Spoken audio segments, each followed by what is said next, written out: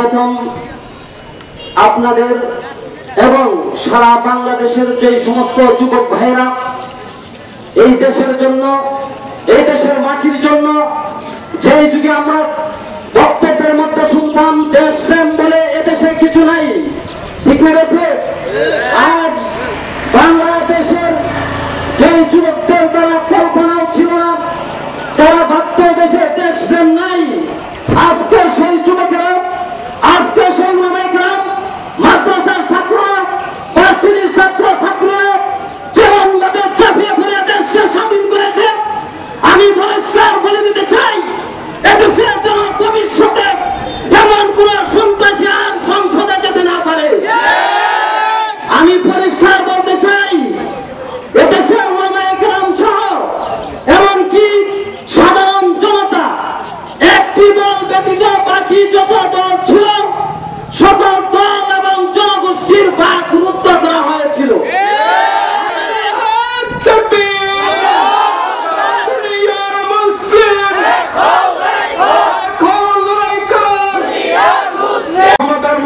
বসে যে বাদশাহ কায়েম করতে চেয়েছিলেন ঠিক তেমনি ভাবে তার মেয়ে এই দেশে ঠিক তেমনি ভাবে বাদশাহ কায়েম করতে চেয়েছিলেন, এমন সারা বাংলাদেশের মানুষের বাকরুদ্ধ করেছেন, কণ্ঠকে স্তব্ধ করে দেওয়ার চেষ্টা করেছেন।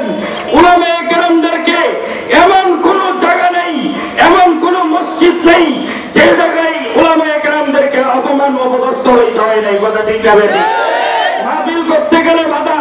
গত কিছুদিন আগে, গত শুক্রবারে অনেক উলামায়ে কেরামের বর্তমান প্রেক্ষাপট নিয়ে আলোচনা করার পরে চাকরি চলে গিয়েছে, সকলেই দেখেছি। কিন্তু আজকে জাতির সম্মুখে যারা উলামায়ে কেরামদেরকে চাকরিচ্যুত করেছেন, আজকে কি জবাব দিবেন? আজকে আলেমদের সম্মুখে কি জবাব দিবেন আপনারা? আপনাদের জানাজা কে পড়াবে? কথা হলো স্বৈরাচার এই পৃথিবীর শুরু লগ্ন থেকে আজ পর্যন্ত কোন স্বৈরাচার মসনদে ভালোভাবে থাকতে পারে নাই, পিছনের চর্চা দিয়ে পালাইতে হয়েছে।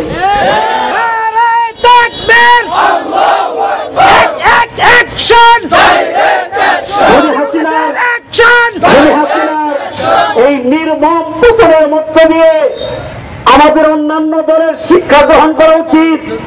আমরাও যদি কোনোদিন ক্ষমতায় যাই, এই খুনি হাসিনার মতো যদি জুলুম অত্যাচার এবং সাধারণ মানুষের উপর স্টিম রুলার চালানোর চিন্তা করি, তাহলে হাসিনার পতন কেমন হয়েছে তার থেকে জঘন্যতম পতন আপনাদের হবে। খুদা আখিরি ফরিয়াদ, আয় আল্লাহ এই দেশে তুমি আয় আল্লাহ ইসলামী হুকুমত চালু করিয়া দাও, আল্লাহ এই দেশকে ইসলামের দেশ হিসেবে কবুল করিয়া দাও। আয় আল্লাহ আমরা সকলে যেন আল্লাহ কাঁধে কাঁধ মিলিয়ে এই দেশটাকে সুন্দর দেশ, এই দেশটাকে উন্নতিশীল দেশ হিসেবে আমরা পরিণত করতে পারি, সেই তৌফিক তুমি আমাদেরকে দান করো মাওলা। আয় আল্লাহ মেহেরবান খোদা আমাদের সবাইকে মক্কা মদিনা জিয়ারত করা তৌফিক করিয়া দাও। আল্লাহ তোমার রাসূলের রওজায় গিয়ে সশরীরে সালাম দেওয়ার তৌফিক করিয়া দাও। আয় আল্লাহ মেহেরবান খোদা মৃত্যু কখন চলে আসে আমরা জানি না মাওলা। আয় আল্লাহ দয়া করে মায়া করে মাওলা, আল্লাহ আমাদের সবাইকে তুমি শহীদি মওত দান করো মাওলা। আল্লাহ আমাদেরকে শহীদি মওত দান করো মাওলা। আল্লাহ আমাদেরকে শহীদি মওত দান করো মাওলা। আল্লাহ আমাদের ছেলে সন্তানদেরকে আয় আল্লাহ ইসলামের সৈনিক হিসেবে কবুল করিয়া নাও, মুহাম্মদের সৈনিক হিসেবে কবুল করিয়া নাও। আয় আল্লাহ মেহেরবান খোদা আজরাইল আসিয়া যখন আমাদের রূহটা করে টান দিবে, আল্লাহ আমাদের পাগল বানায় রাখিও না, পাগল বানায় রাখিও না, অচেতন বানায় রাখিও না। আল্লাহ আমাদের জবানগুলো তুমি বন্ধ করে দিও না মাওলা।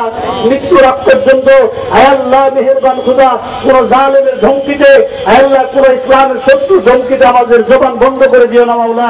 আল্লাহ আমাদেরকে সদা সর্বদাই হক কথা বলার তৌফিক করিয়া দাও, সদা সর্বদাই ইসলামের কথা বলার তৌফিক করিয়া দাও।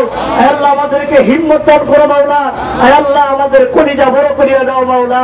আয় আল্লাহ আজরাইল আসিয়া যখন রূহটা ধরে টান দিবে, আল্লাহ আমাদের জবান বন্ধ না করিয়া প্রত্যেকের জবানে তাওহীদের কালেমা জারি করে দিও, লা ইলাহা ইল্লাল্লাহু মুহাম্মাদুর রাসূলুল্লাহ সাল্লাল্লাহু আলাইহি ওয়াসাল্লাম।